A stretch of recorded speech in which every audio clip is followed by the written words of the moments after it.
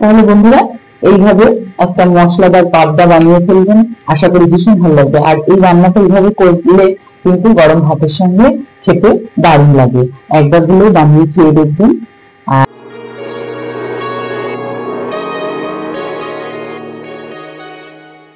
আমি আজকে একটা দারুণ স্বাদের পাবদা মাছে একটু মশলা কারি টাইপের হবে, তো আমি বানাবো। এবং মাছটা ভাজার জন্য আমি লবণ, হলুদ আর একটু সর্ষের তেল মাছে মাখিয়ে নেব।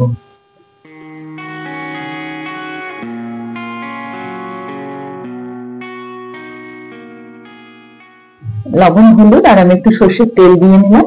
সর্ষের তেল দিলে কি এটা আঁশবিহীন মাছ তো, তাহলে তেলে দিলে ফুটবে না, না হলে তেলটা চটপট করে ফোটে, তাতে গায়ে এসে পড়ার সম্ভাবনা থাকে। তাই যে কোনো আঁশ ছাড়া মাছে একটু সর্ষের তেল মাখিয়ে নিয়ে ভাজলে মাছটা খুব ভালো ভাজা যায়। আর আমি মাছটা আজকে একটু অন্যরকম ভাবে রান্না করব, তাহলে সঙ্গে থাকুন। আর সঙ্গে থাকার জন্য অনেক ধন্যবাদ। যারা পুরনো বন্ধু তাদের অনেক ধন্যবাদ জানাই, নতুনদের পাশে থাকার অনুরোধ জানাই, সাবস্ক্রাইব করে একটু পাশে থাকবেন।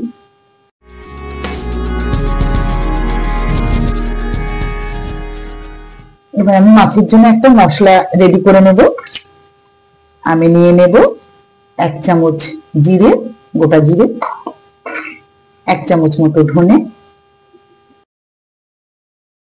নিয়ে নেব, পরিমাণ অনুযায়ী আদা নিয়ে নেব, আর টমেটো হাফ নিয়ে নেব, 6টা লঙ্কা নিয়ে নিয়েছি,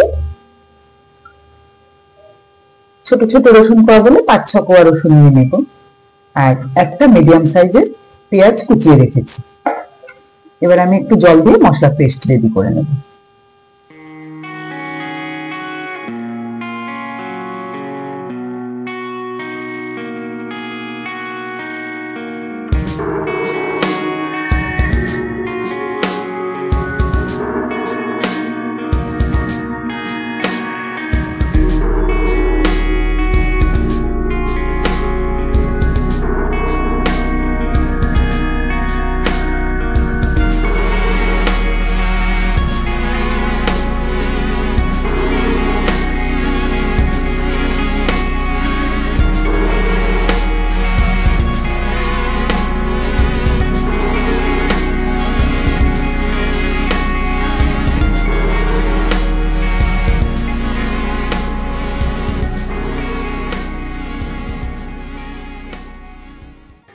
মাছ ভেজে তুলে নিয়েছি, সেই তেলের মধ্যেই ফোড়নে দিয়ে দেবো আমি একটা শুকনো লঙ্কা, একটা তেজপাতা,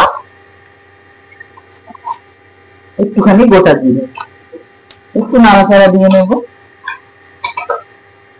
দিয়ে আমি দিয়ে দেবো পেঁয়াজগুলো,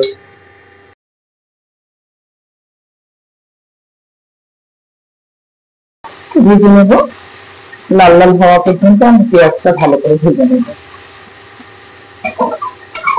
পেঁয়াজগুলো ভেজে একদম বাদামি কালার রং এসে গেছে আর নরম হয়ে গেছে।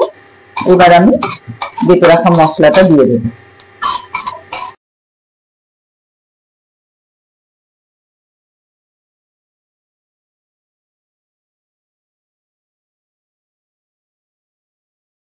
মশলার কাঁচা গন্ধটা যাওয়া পর্যন্ত ভালোভাবে কষিয়ে নেব। যেহেতু এর মধ্যে রসুন আছে, আদা আছে, ভালো করে কষাতে হবে আর তেল ছাড়া পর্যন্ত বেশ ভালো করে কষিয়ে নেব। এর মধ্যে আমি হাফ কেটে রাখা টমেটোটাও দিয়ে দেবো, আর দিয়ে দেবো 4টে চেরা কাঁচা লঙ্কা। এই সবগুলো ভালো করে আরো খানিকক্ষণ কষিয়ে নেব। গ্যাসের আঁচটা মিডিয়ামে রেখে আমি মশলাটা এরকম ভাবে সুন্দর করে কষিয়ে নিলাম, তাতে করে মশলাটা পুড়েও যাবে না আর টেস্টও ভালো হবে, অনেকক্ষণ ধরে কষানো যাবে মশলাটা। এবার আমি পরিমাণ মতো হলুদ দিয়ে দেব, অনুযায়ী দিয়ে দেবো লবণ, আর একটু ভালো করে মিশিয়ে নেব। মিশিয়ে আর একটু নাড়াচাড়া দিয়ে কষিয়ে নেব। তারপরে আমি একটুখানি গরম জল দেবো। এবার একটুখানি মশলার বাটি দিয়ে গরম জল দিয়ে দেবো।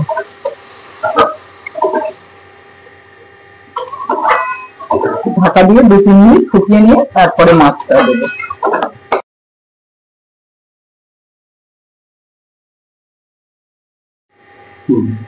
2 মিনিট হয়ে গেছে।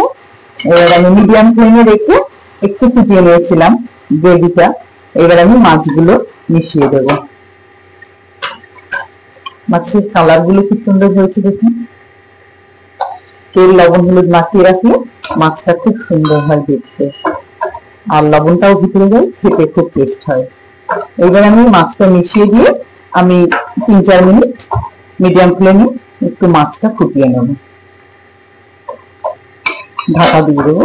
ঢাকা দিয়ে আমি 4 মিনিট মতো মাছটা নরম হওয়া পর্যন্ত আমি মিডিয়াম ফ্লেমে গ্যাসটা রেখে ফুটিয়ে নেব।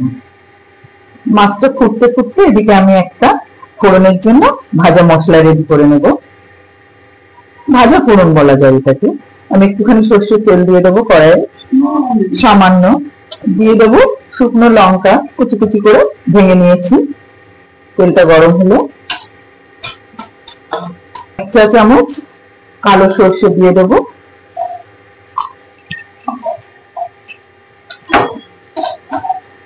একটু নাড়াচাড়া দিয়ে ভেজে নেব। তারপরে দিয়ে দেবো আমি 5-6টা কারি পাতা, সেটাও ভালো করে ভেজে নেব, হালকা করে ভেজে নেব। তারপরে আমি এই ঝোলের উপরে এটা ছড়িয়ে দেবো। একটা সুন্দর ফ্লেভার আসবে, মাছের ঝালটা খেতে কিন্তু ভীষণ ভালো লাগবে। মাছটা আমি ফুটিয়ে নিয়েছি 4 মিনিট মতো। এইবার দেখবো মাছ একদম নরম হয়ে গেছে। এবার আমি উপর দিয়ে এই ভাজা ফোড়নটা ছড়িয়ে দেবো।